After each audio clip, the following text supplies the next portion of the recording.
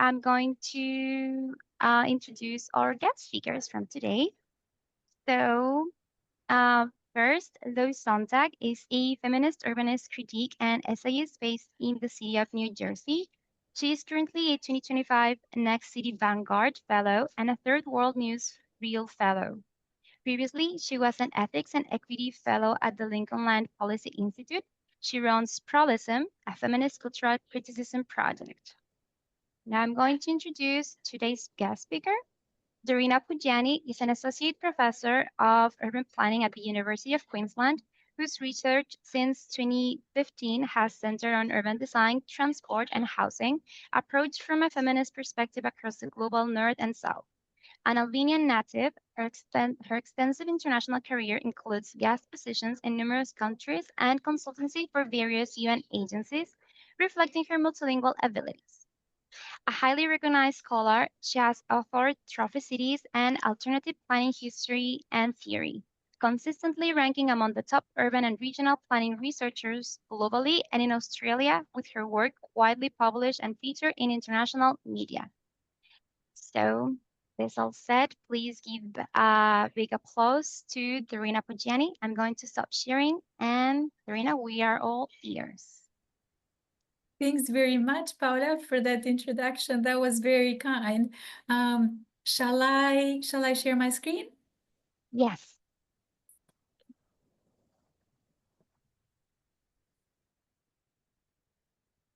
Okay, is the book, is the front of the presentation visible? Yeah. Okay. Yeah. So I'll start then. Well, today I'll talk about this new book we just published with a couple of colleagues here at the University of Queensland in Brisbane, where I'm based. This book talks about early planning utopias, and the cover maybe it's misleading because it's a medieval icon from a church in Italy, where the same patron of the church is holding a model of the city that's meant to symbolize the patriarchy in urban planning. But the book actually covers the period the so-called Second Industrial Revolution, so about mid-19th century up until World War II. That's the period we're covering. And the book is not specifically about parking, but I will talk at the end of the presentation about some linkages to contemporary parking, what we can learn from history. So just as the background, we've chosen to cover this period because that's when planning emerged as a separate discipline, separate from engineering, separate from architecture, and separate from public health. I mean, some form of planning has always existed. They did urban planning in the Roman Empire to build all those colonies, of course. But as a professional discipline, planning emerged during the Second Industrial Revolution because that was the era when industrial capitalism really started to take root, and capitalism wanted some way to control urban space. So it found a really good friend in the patriarchy, and so together capitalism and in the industry and the patriarchy had this huge influence in the way we think of urban space, how we should be organizing urban space. And the whole book is about showing how those ideas that were planted early on, which my co-authors and I consider as very patriarchal in many ways, have influenced planning to this day. I mean, we're still not able to extricate ourselves from those early planning routes. So I'll say this. Early planning emerged out of concerns, right? So industrial cities were filthy, pollution was high, people were not living well, workers were living in these shabby, overcrowded tenements. There was a lot of migration from poorer countries towards the large industrial centers. So the earlier reformers, the ones that we now consider planners, they were well-meaning. So the book is not meant to throw just everybody and their brother under the bus. We present a nuanced discussion. There were elements of the early plans that were inclusive in character. In some ways are better than the post-World War II planning that followed. However, the roots were patriarchal. That's a mainstay. So what we've done in the book, we've highlighted the work and career of 20 male luminaries from that era. So we've looked at them into more detail.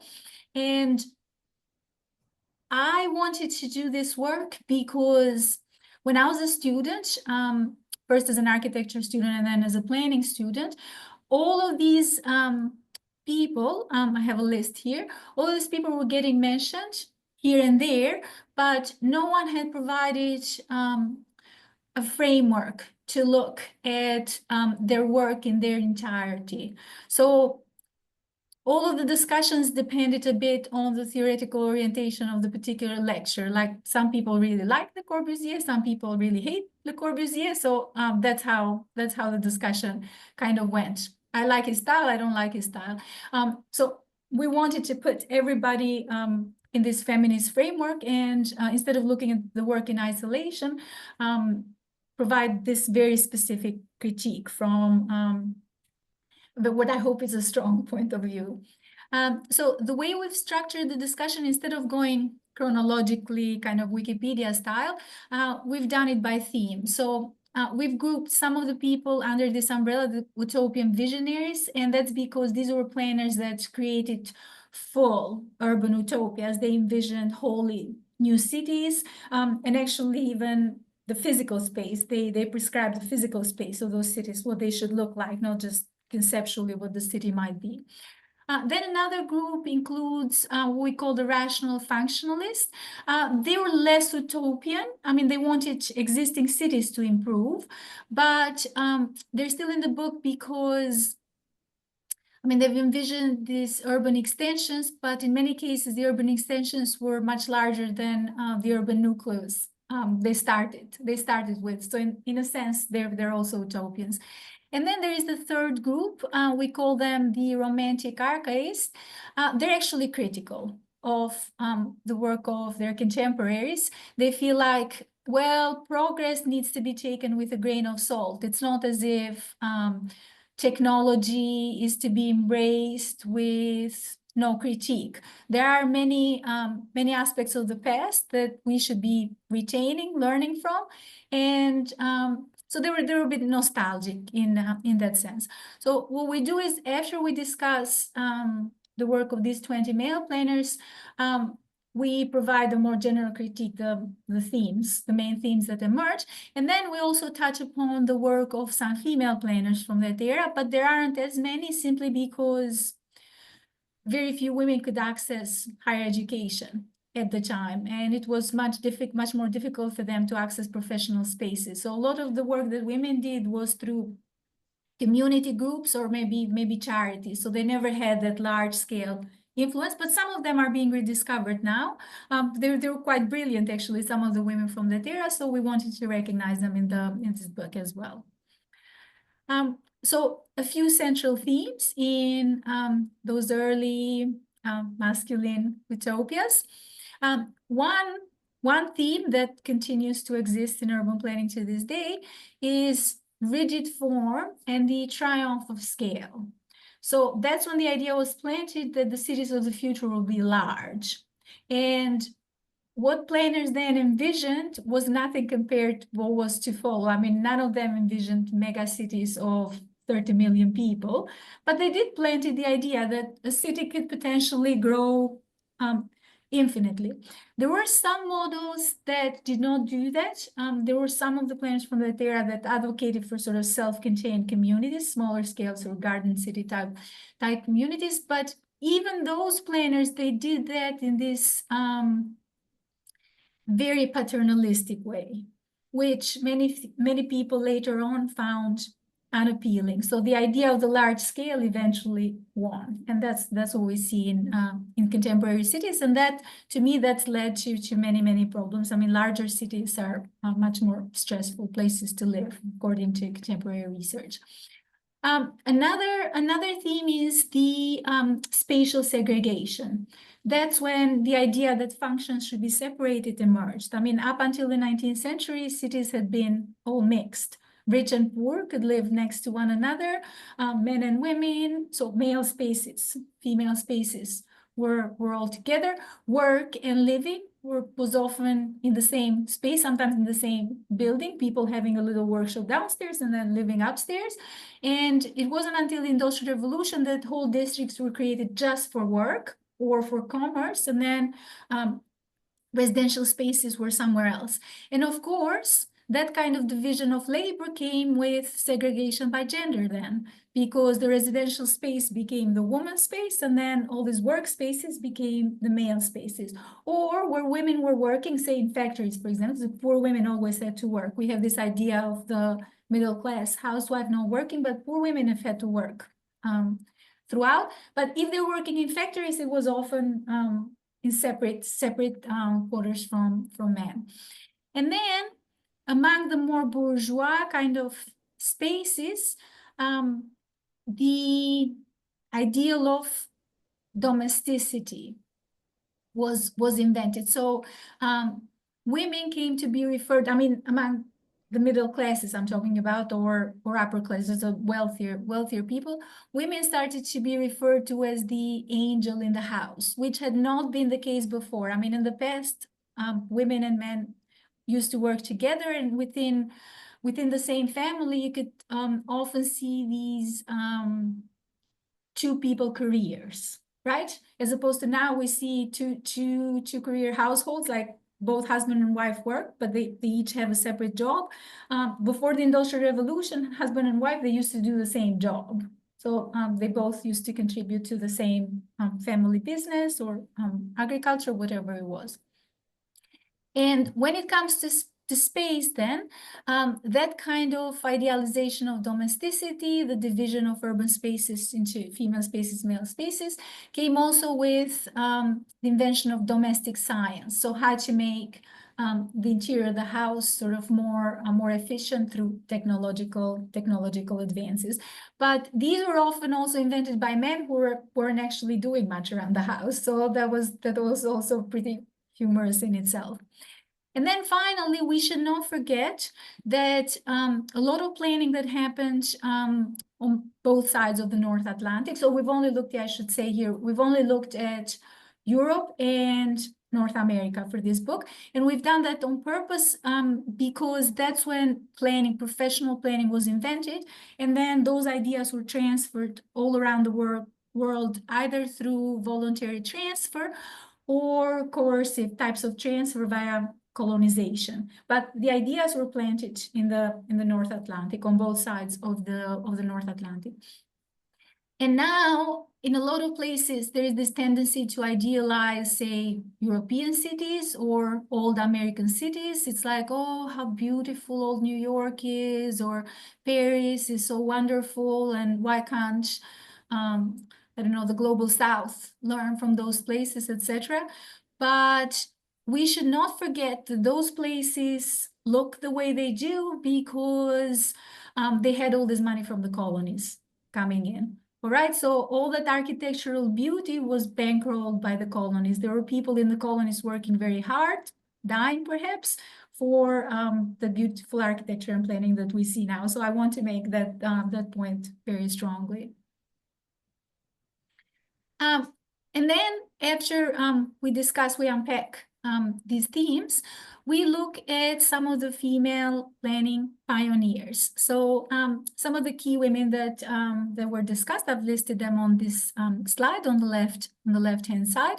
And most of them, I should say, they did what we'd consider now planning tasks, but they're often sort of tasks in the background, kind of policy. There were only few of them that actually created spatial layouts. One of them was Alice Constant Austin. She was actually heavily involved in creating this small utopian city in California, in the desert.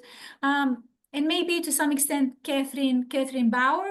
She didn't design cities or housing herself, but she popularized in the US ideas of social housing that were emerging at the time in Northern Europe. So her books do contain spatial layouts more than the work of the other women listed here.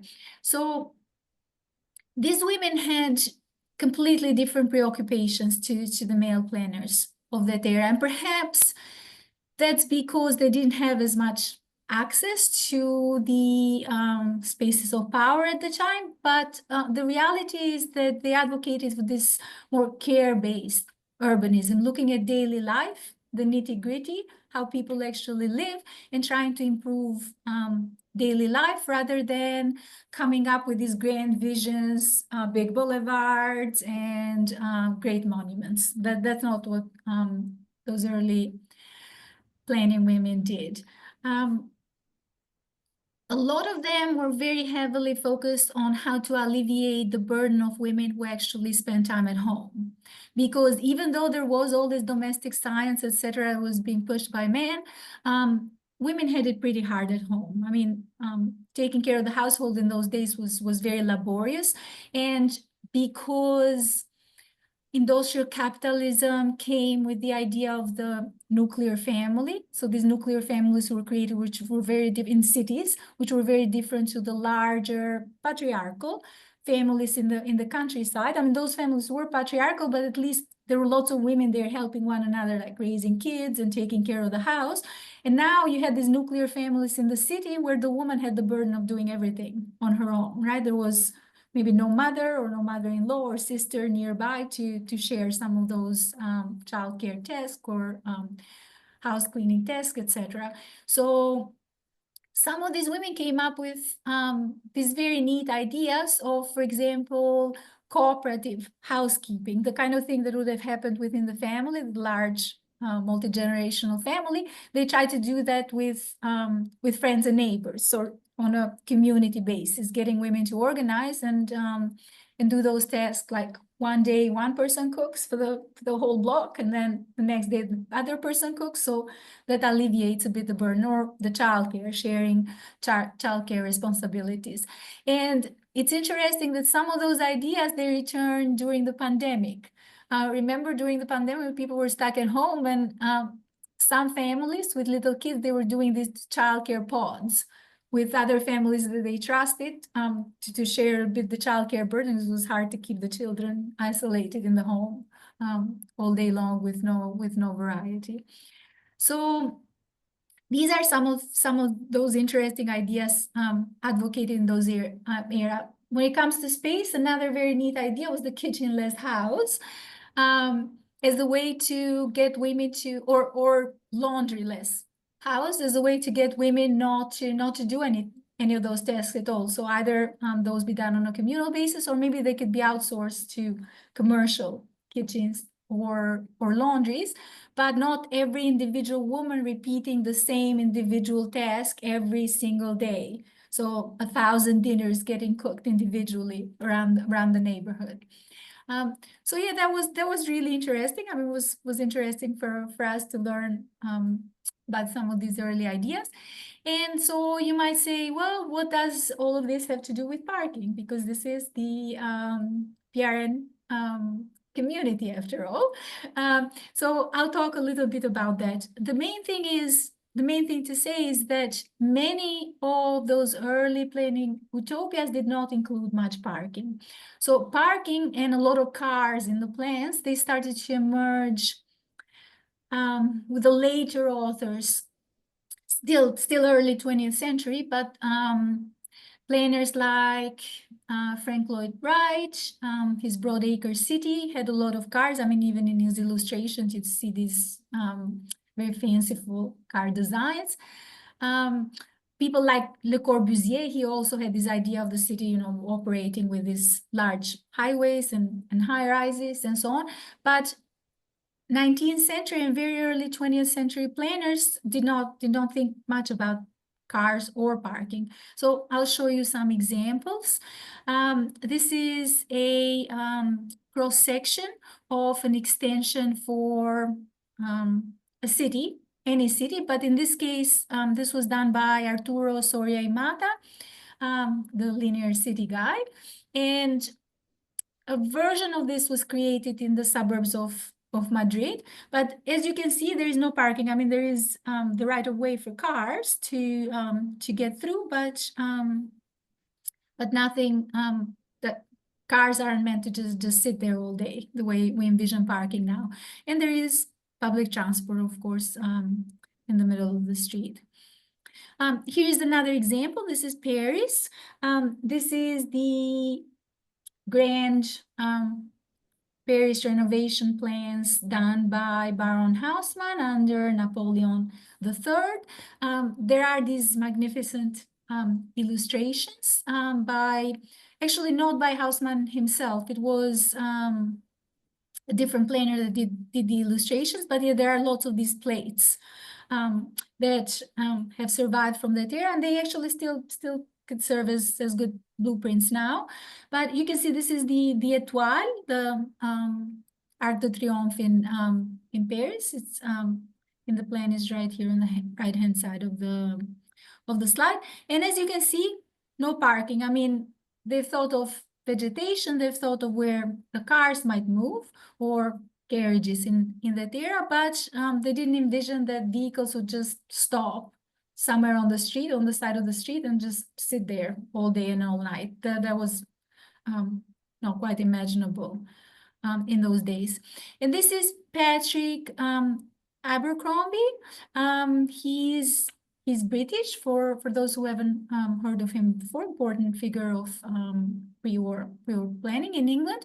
But again, this is an actual extension for a British city. I don't think this is London. This is for a smaller city, but this looks quite a lot like Soria Mata's proposal, where there is transit in the middle.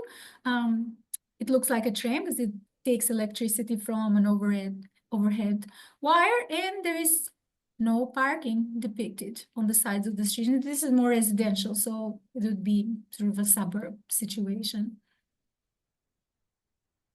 And this one is Daniel Burnham, the guy who planned Chicago. Only a small part of his plan was actually realized.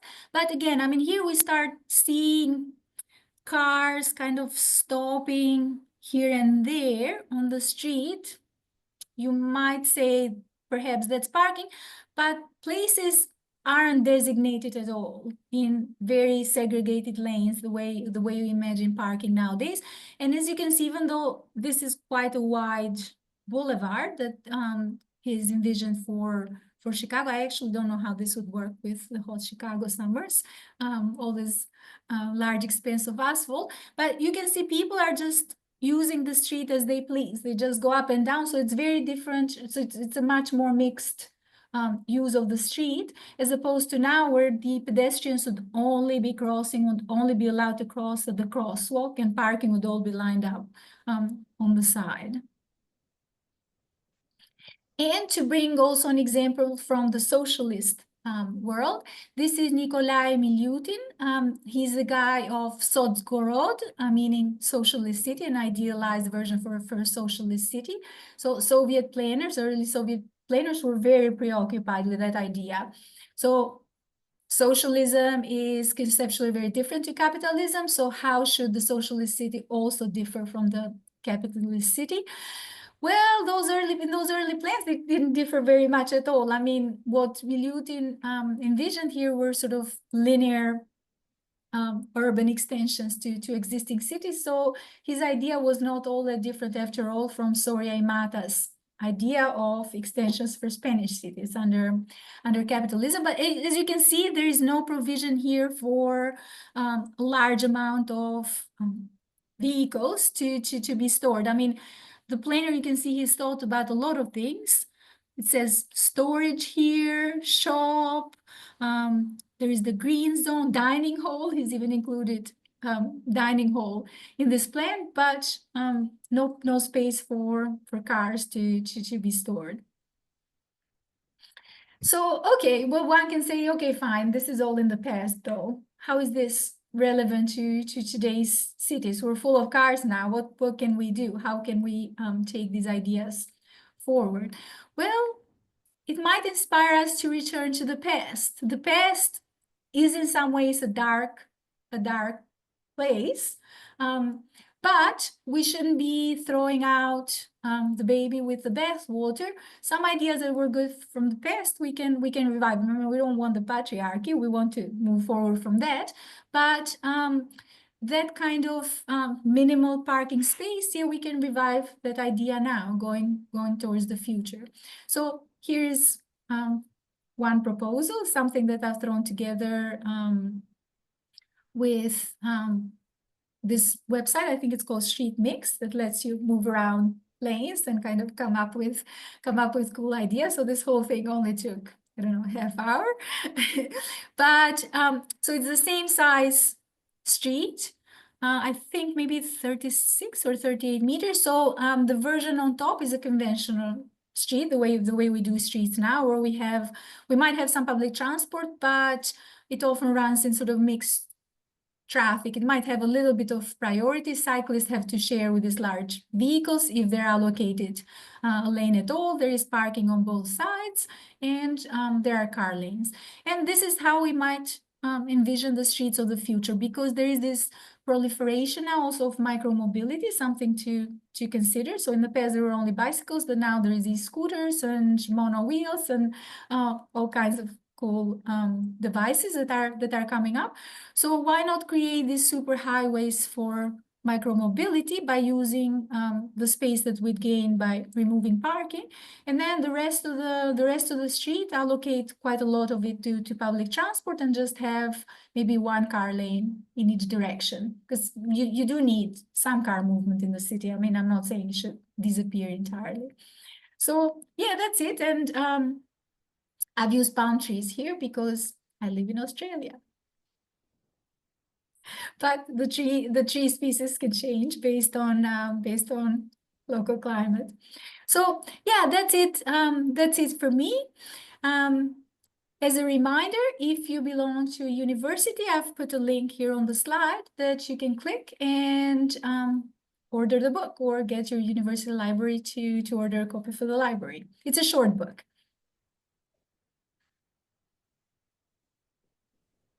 That was wonderful. That was a amazing presentation. And I read the book. I read it literally in like 2 days or something like that. 2 days. It was a really quick read. I was kind of on my way somewhere.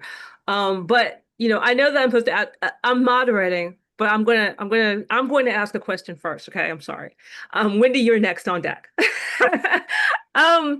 The one thing I noticed about your book is that, you talked about the objectification of women, the dehumanization of the working class, the racialization of Black people. You saw everything. And that's really like a surprise to me. And I always think about the term crash, not accident. And I think that there was a moment in the book where I was just like, I think it was Abercrombie, him.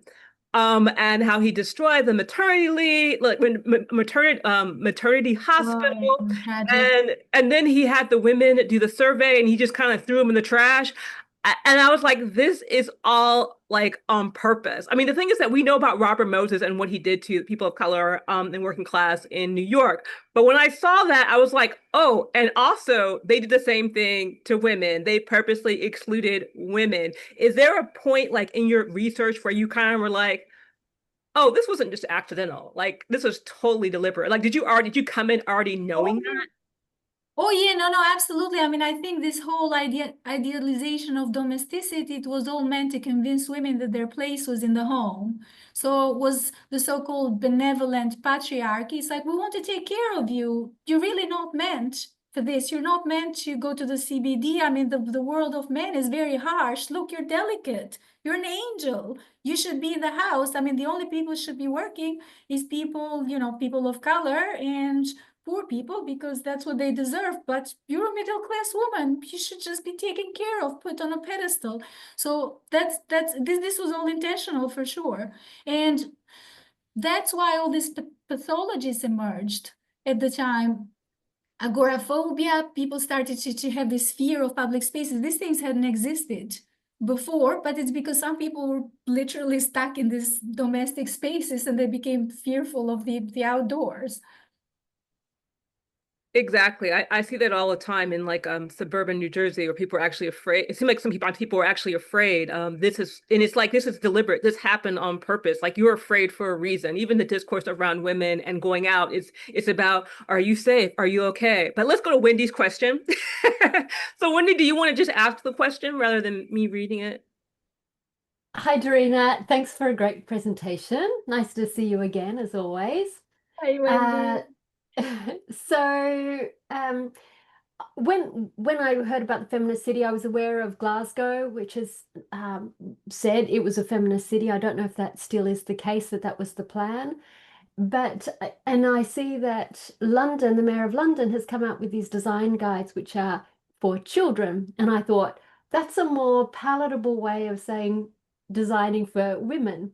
So I just wondered about because what your guide is, what you described is the historical aspect. So I was looking at it from a contemporary side and looking to see what is the difference between the design guide that the Mayor of London came out for children and what Glasgow is doing. Thank you. Well, I don't know Glasgow specifically, but I do take your point. I mean, I think you're correct. That's one way. Some people don't like to come out and openly say we're going to approach urban planning from a feminist perspective, because that's seen as very sort of forward still in many circles. I've noticed. I mean, the profession is relatively conservative, and you have to deal with, even if planners themselves aren't conservative, they have to deal with politicians who are conservative. So that's definitely a more palatable way to work from a feminist perspective, but do it sort of in an indirect way through children and families, talk about children and families, or maybe look at intersections like maybe women with disabilities or older women. And women live longer, so we have to cope with old age for much longer. I mean, men and women are young for the same amount of time, and then women get to cope with old age for longer. So those, yeah, I think you're correct that those are ways to make feminism more palatable to politicians. Great. That's a great question, because I always think that they're always kind of like switching it to make it more like, oh, it's for children. You're for a mom, Yes. this kind of good thing. So that's an excellent question. I'm going to go to, Ashwani, did you want to add something to what she said, or no? You just were sharing the PDF. Okay, I'll skip. We'll go to Dahare, and then we'll go to Elizabeth. Dahare, do you want to read your question, or you want me to read? That's Dan. Yeah, I think that's Dan from sorry. Here from Australia. Sorry. A bit slow to turn things on here. Yeah, really enjoyed that. Thank you, Dorina. And luckily, I get the chance to have on-the-street conversations with Dorina occasionally. Really looking forward to seeing the book. Yeah, I was just wondering if you can talk about some of the perhaps more major movements in planning at the moment, such as transit-oriented development, how that relates to these sorts of foundations. And even after that, what's going on at the moment in some places with the YIMBY backlash against NIMBY, which I'm reading as a bit of a focus only on number of housing deliveries and cost of it, rather than quality of place and who the places consist of. So any thoughts on those? Actually, when I give my transport course here at the University of Queensland, I always include a session on land use, because land use and transport are like this, right? And parking sits right at the intersection. Is it part of transport? Is it part of land use? That's why for a long time was kind of a forgotten topic, because no one would take it on. Neither camp would take it on. But so in that session on land use, I talk about these ideas: transit-oriented development, neo-traditional design, the 15-minute city, new urbanism, and I kind of lump them all together because I feel like they're all versions of the same thing. It's sort of a return to the pre-modern city, really.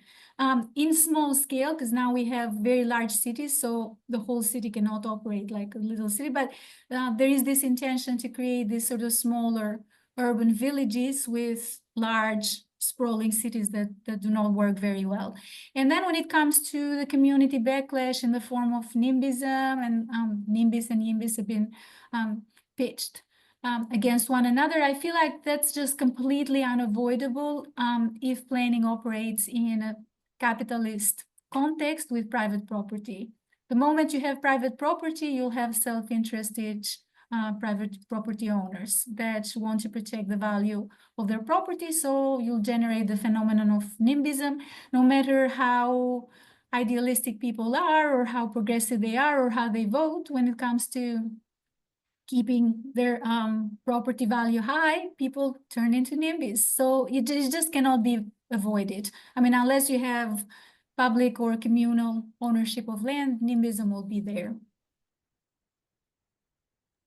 Good conversation. Elizabeth, go ahead. I thank you very much, Dorina. I very much enjoyed your presentation. I just wanted to, we put in a submission to the state government is going through at the moment with the use of scooters and that sort of thing on footpaths. And one of the things that came out of that was, for us, is if you're going to use that sort of stuff, as you quite rightly pointed out, you actually have to redesign the city. And one of the things that we realised from that was that when you do that, you actually design more for women, for the elderly, for the disabled, all of those things. If you're going to do that type of thing properly, become more important. And it's just astonishing. It's not until you push a pram around a city that you realise how much they are not designed for women and children. But I wonder if you just care to comment on how maybe new forms of transport allow us an opportunity to rethink the way that our city works and to actually start to encourage. And also related to that, oddly enough, is climate change, in that a wide street is a very hot street. A street that is compartmentalised for transport allows you the opportunity to actually cool that street down by plantings or other methods. So sorry, it's turned into a bit of a rave, but if you care to comment. Oh, this was great, Elizabeth. I mean, I feel like you made some really good points. I couldn't have put it better myself. And the issue of scooters, yeah, I agree. I mean, here in Australia at least, but in other countries that might be the case as well. So scooters have been allowed to use the sidewalks. That's our context. And the reasoning is that, well, if they use the road, then the scooters themselves are put more at risk because there may be clashes with cars, right, with drivers. And so the underlying message there is that, well, two underlying messages. One is that, well, our sidewalks are just so empty. We have all these urban deserts all over the place that it doesn't matter if scooters use the sidewalks because, yeah, no one will be inconvenienced. The reality is, though, so that's the first message. The reality is, though, that scooter usage is highest in places where there are actually people using the sidewalks, right? Because that's where most of the scooter stations are, the little pods where you can hire them. They tend to be in the inner city. So they're using the sidewalks alongside pedestrians. So that's the other underlying message in those areas, that it's okay to inconvenience pedestrians as long as we don't inconvenience cars by taking away a lane and accommodating micromobility on the road. So that's pretty much what the transport sector is saying to the population by making those types of decisions. I mean, it's being cast as care for scooterists, but it's just a big inconvenience for pedestrians. I mean, I'm not comfortable myself when I have scooters running at 15, 16 kilometers an hour, where my walking speed is only 3K an hour. And I say this as a big scooter supporter, all right? I've been doing work around scooters, micromobility research. I want this form of micromobility to exist in cities, but it just needs to be done better. There needs to be space allocated for these modes, and it's okay to allocate that. To share that space with vehicles like bicycles or monowheels, things that run at similar speed, but not with pedestrians. Yes, I think about the elite capture of the micromobility, micromobility, and I think about us implementing a law and political economy lens to that to make it work, because the elite capture can always, they'll mess up anything. But Liz has a question. Liz, go ahead. Thanks, Lo. I can read it out. Dorina, great work. Please. And this would be super interesting for my teaching as well. So it's great to see that.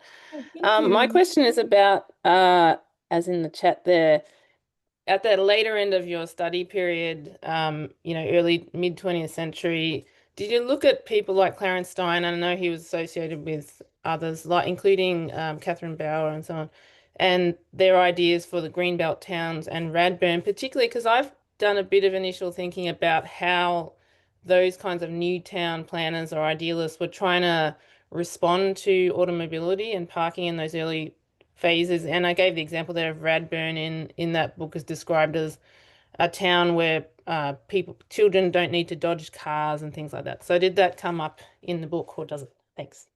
No, because I think you're talking more about post-war planning, the new towns, right? The British new Actually town movement. interwar. I think it's sort of it's probably a bit of a slippage in time period because towards New Towns for America, yeah, the book is immediately post-war, but they're talking about the New Deal interwar town, and Radburn I think was 1930s, I think. So I guess it's sort of talked about after your study period, but because automobility rose much more quickly in America earlier, that was the idea I'm trying to grapple with actually, is that automobility is rising and places like Radburn are trying to plan around cars, but that problem didn't become noticeable in somewhere like Australia or the UK until after the war. So Yeah.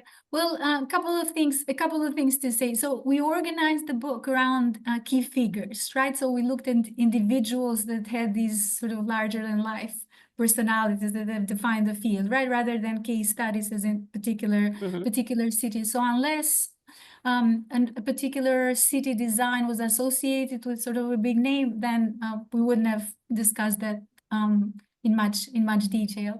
So that's one thing, that was the way to put sort of a boundary around the work, because otherwise it can be infinite. But I'll say something about the British the new towns in the post-war period. I know a little bit about that, and this comes from another book that was an edited book I did a few years ago, called Alternative Planning, History and Theory. Each chapter was devoted to one group, sort of more vulnerable. One was women, people living in poverty, etc. So one chapter was on children, and the authors of that book came from different parts of the Anglosphere. So there was contribution from Australia, one from New Zealand, quite a few from the US and Britain. So the chapter on children was contributed by a team of British authors. And they talked about the new town movement, and they talked about it in very positive terms, actually. They said aesthetically, those towns looked kind of drab, was just all new design, kind of modernist, very boring. But they offered affordable housing for families, and there was limited car use. So at first, they said those new towns, a lot of them came to be known as pram cities, because there were lots of mothers with little kids being shown. So that shows how aesthetic is not everything, right? Sometimes you need other ingredients. I mean, some place may not meet sort of the educated middle class aesthetic ideal of I don't know, the refurbished historic house, etc. But it works really well for a lot of people. It works well for mothers. And sort of highlights. I'll check out that book as well. the value in kind of going back to the past and sort of sifting through, like, okay, that part maybe is worth revisiting and Yeah. not the other part not. Yeah, thanks. Yes, yes. Throwing out the bathwater, keeping the baby. Yeah. Excellent. So we have time for like 2 more questions. Does anybody else have a question? Because I have a question. Anybody else have any questions? Okay. I'm gonna, and this is kind of a big question. Can like feminist urbanism, oh, Elizabeth has a question. Go ahead, Elizabeth. Sorry, I just wanted to ask one more thing. Is anybody looking at the cumulative aspects of planning? Because one of the things that I've noticed over the years is because we seem to leave planning to whoever has the money to build the latest development, there doesn't seem to be somebody looking at an area and going, if you take the cumulative effects of what's going on in an area, this is not heading in a good direction. I've always thought that planning should be about the best for the people in the area, and that's what planning, the joy in planning is seeing that something that you've done works the way you thought it was going to, and you can see people enjoying it and thriving in that environment. Yeah, no, that's a very good point. I mean, you see all these lists of the world's most livable city, the world's best city, etc. But I feel like a lot of them are put together by these neoliberal organizations, either media organizations or think tanks, like The Economist has this intelligence unit, so they publish an annual list of the world's most livable city and so on. And I feel like some of those lists are based on some very dodgy metrics. I'm not entirely sure. I mean, I'm sure the cities that top the list, they're good for some people. Some people do just fine in those cities, but I wonder if the average person does so well on those cities, because I mean, we've seen cases with Sydney topping the list, and those of us living in Australia know that, I mean, Sydney is a beautiful place for sure. It has iconic architecture and beautiful weather year round, and all of that, but it also has exorbitant housing costs, and it's a mega city of 5 million plus people, so you can spend your life in traffic in Sydney unless you live right next to your work, which often is impossible because of high housing costs. So do these lists consider the average person? I'm not entirely sure. Mm-hmm. And that goes kind of to my question. Do you think feminist urbanism can thrive within neoliberalism? I mean, is it something you think can work? No. No. No. That's Okay. the answer. Okay.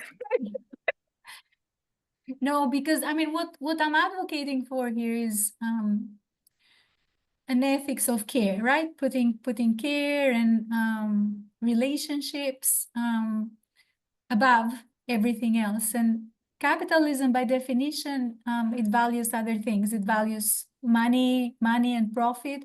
So we hear these contradictory things like corporations with ethical responsibilities, and then very regularly those ideals are debunked. Then we hear of a scandal. Oh, that corporation was supposed to do this, but instead they've been involved in this scandal where they've, I don't know, spilled oil in the water or whatever, despite all of their environmental commitments.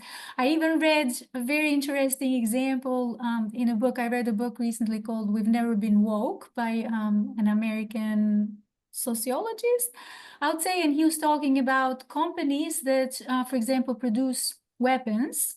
That's their business. And meanwhile, in the workplace, they run trainings on microaggressions. So is that feminism? I'm not sure. I'm not entirely sure. Another example I give to my students, as I do every year, either a lecture in my classes or a guest lecture on emancipation and the feminist movement, how it has progressed. So I give them this example, to provoke some thought, where Remember, I like to watch these mob movies. That's one of my pastimes. So if you see the old movies like the Godfather, for example, the women are not involved in the family business at all, right? They're organizing, like there is that Donna Corleone, she's singing at her daughter's wedding, she's stirring the pasta sauce, she's seen, you know, in those kind of situations, but she's not involved in the family business at all. And now you see this new generation of mob movies that are where the criminals are actually women. There's women, you know, running drug cartels and being as ruthless as men. And I'm like, is that emancipation? You know, that's a capitalist context, right? Women now are being as ruthless and they're profiting as much as men. Is that progress? I don't think so. I'd rather live in a world with no criminals, whether men or women. So that's what it comes down to. Exactly. Thank you for that, wonderful answer. I knew what the answer was going to be, but I just wanted to see like if you were just going to say no or you're going to like dance around it. So you just were just like no, which was wonderful. No, Best answer ever. Look, Lo, I say this as someone who grew up under a communist dictatorship. All right, so it's not as if I think communist dictatorship is the answer here. I know what the problems are on that other side of the iron wall, or what the problems were and what the post-communist issues were, etc. So I am very familiar with that side of things. So that's not what I'm advocating for. Oh no, Because I see a lot of people in the West, you know, they advocate these communist ideas, but they don't really know what well, it's actually. we have a very binary way of thinking. You know, it's like Yes. it's either one extreme or the other, and that's not exactly. There are other answers. There are other answers. Exactly. So I'm looking for another answer. Yeah, Yes, that's what I meant. exactly. So with that, I mean, I think that we are wrapping up. Paula, do you want to like do some say our goodbyes and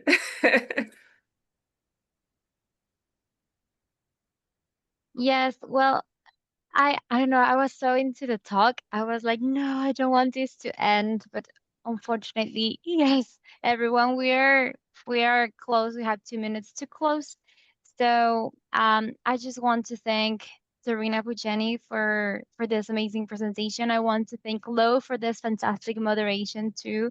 I wish this webinar has been longer because I think we all have many questions. And Lo, I think that we can keep talking and that'll be amazing. So thank you so much everyone for being here and for tuning. And so yeah, have a great day because I know some of you are in the morning, some of us are in the evening. So have a great day, have a great night. And thank you so much. Dorina and Lo, would you like to say something to wrap up things? Well, I hope to see everyone again very soon at some other event like this. Yes, it was a privilege to moderate this great panel and to like hear all of your great ideas and to get the chance to explore Dorina's work more deeply. I'm looking forward to like seeing you all at future events. Thanks very much for having me. Thank you so much, everyone. I'm very honored that you both were here. So, okay, bye-bye. Thank you so much.